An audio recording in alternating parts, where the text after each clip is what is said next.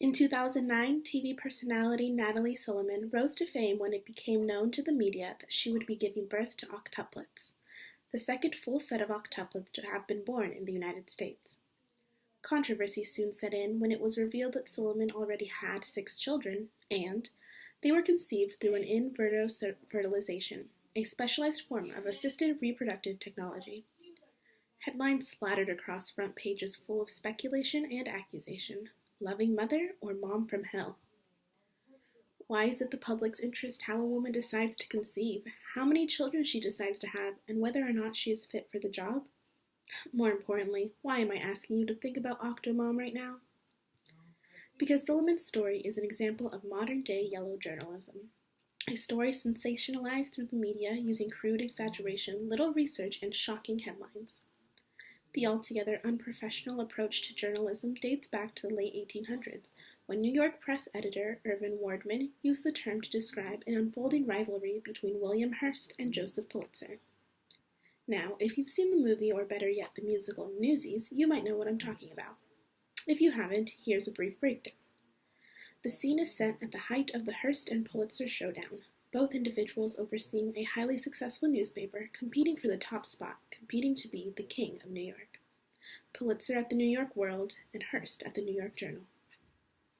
And while the show doesn't dive in so much to yellow journalism, it does highlight the tension between newspaper corporations and the public. At one point, Pulitzer's character is on stage and he says, "Anybody who doesn't act in their self-interest is a fool." This is where the parallels between Newsies the musical and historical fact begin to align.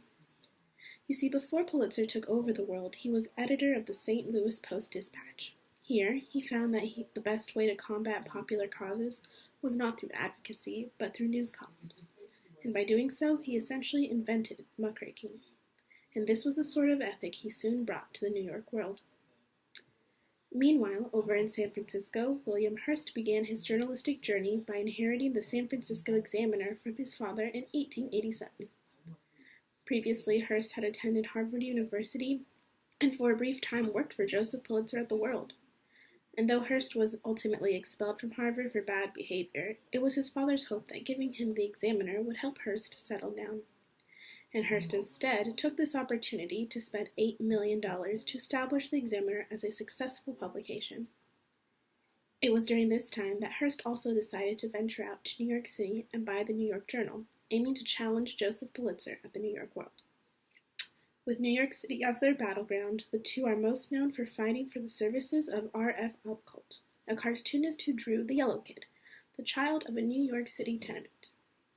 And when Alcott moved from the World to the Journal, Pulitzer hired George Lutz to draw a similar Yellow Kid character.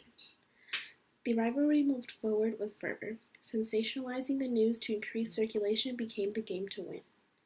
One famous example for this is the coverage of the USS Maine. When the USS Maine exploded on February 15, 1898, both papers jumped at the opportunity for a story. And despite the fact the cause of the explosion was unknown, the World ran a story about the ship being blown up by an enemy torpedo, along with a picture of a violent explosion.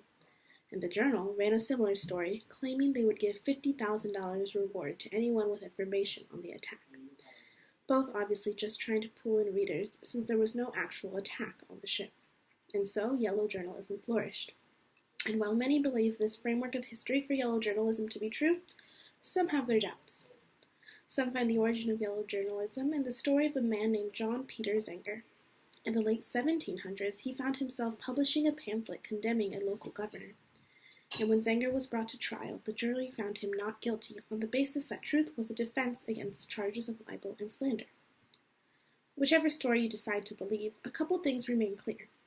The first is that yellow journalism definitely pushes the boundaries of public tolerance. Zenger published a damaging story and received no legal repercussions. What sells? What do people want to hear? It is often said that the media reflects the public in which it serves. The social impacts of yellow journalism are notable because of how people are shocked by what they don't understand. Some utilize yellow journalism to escape the world which they live, seeking to criticize someone or something else to detach from their own faults and personal responsibilities. The second lesson Zenger, Pulitzer, and Hearst all emulate is one of financial means. The emergence of the penny press took hold of the yellow journalism trek. After Hearst lowered his prices, Pulitzer was soon to follow. Bottom line, Hearst and Pulitzer printed stories that sold. Whether it is journalistically correct to over-exaggerate and publish potentially false information was not their main concern. Both were often quoted saying, "What the people want, indeed." Yellow journalism can still be found today, most notably perhaps in tabloids such as the National Enquirer, whose latest story read, "Betty Davis versus Joan Crawford, the real feud sick of secrets of why the bitter stars hated each other, in their own words." And that is all. Thank you.